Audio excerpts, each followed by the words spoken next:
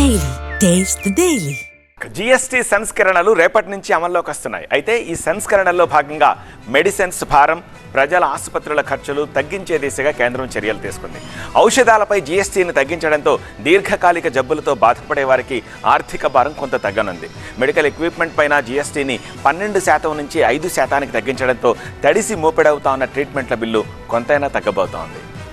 Reduction of GST, drugs and medicines, they all come down from 12 to 0.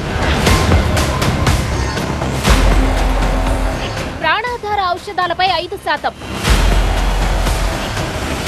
33 రకాల మందులపై 0 tax, ప్రజల ఆరోగ్యాలకు భరోసా.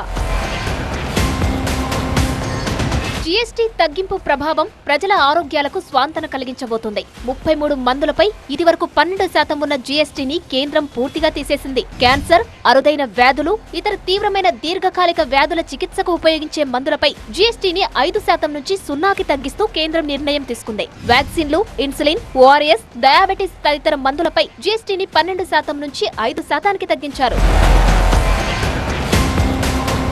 అనారోగ్యంతో ఉన్నవారికి, రోజు ఔషధాలు వాడేవారికి జీఎస్టీ పన్ను సవరణతో ఉపశమనం లభించబోతోంది. కొన్ని మందులపై 12% ఉన్న జీఎస్టీ 5%కి, 5% ఉన్న మందులపై 0 జీఎస్టీ అమలు కానుంది. మెడిసిన్స్ పై జీఎస్టీ తగ్గడంతో సామాన్యులకు కొంత ఆర్థిక భారం తగ్గిందంటున్నారు ఫార్మసిస్టులు.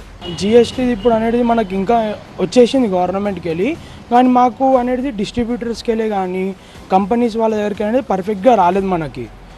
ఇఫ్ అది మనకి ఇప్పుడు వచ్చింది అనుకోండి, కస్టమర్స్కి కూడా బెనిఫిట్ అవుతుంది, అందరికీ బెనిఫిట్ అవుతుంది అలా. కానీ ఆల్ ఆఫ్ సడన్గా చేంజ్ చేయడం వల్ల అనేది రివైజ్డ్ కావాలి ఎంఆర్పి. అది కస్టమర్స్ అనేది కొంచెం అర్థం చేసుకోవాలి. ఓల్డ్ జీఎస్టీ 12% అయితే న్యూ జీఎస్టీ 5%కి వచ్చింది.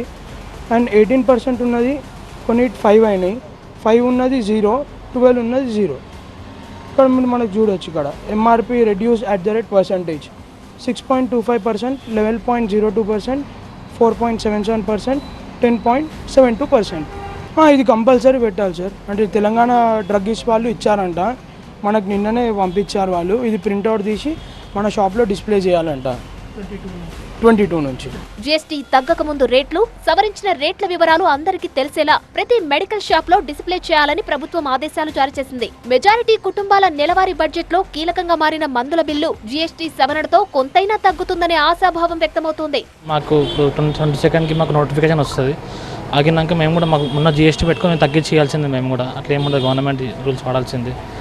కస్టమర్ కూడా జీఎస్టీ కొన్ని 5% 0 అవుతాయి, అవి 18% 12కి వస్తాయి, 12 0 అయిపోతాయి. మొత్తం కస్టమర్ బెనిఫిట్ చాలా దానివల్ల.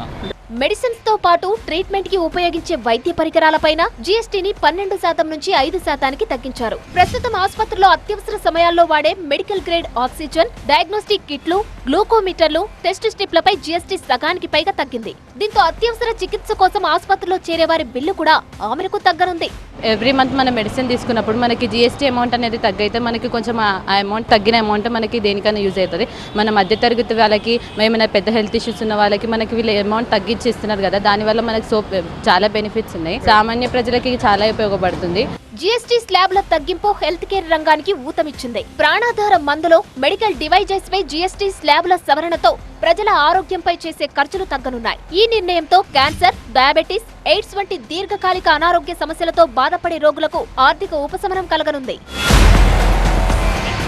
పాత జీఎస్టీ ప్రకారం చూసుకుంటే మాత్రం ఇటు 12% ఉన్నది. 12% పాత జీఎస్టీ ఉంటే ఇప్పుడు కొన్ని మెడిసిన్స్ మీద 5% ఉంటుంది, మరికొన్ని మీద 0% ఉన్నది. ఈ ప్లేస్లో మాత్రం ఈ జీఎస్టీ ఉన్న దగ్గర 12% ఉన్నది. ఈ ప్లేస్లో కొన్నిటి దగ్గర 5%, మరికొన్నిటి దగ్గర 0% జీఎస్టీని మెయింటైన్ చేయాల్సి ఉంటుంది.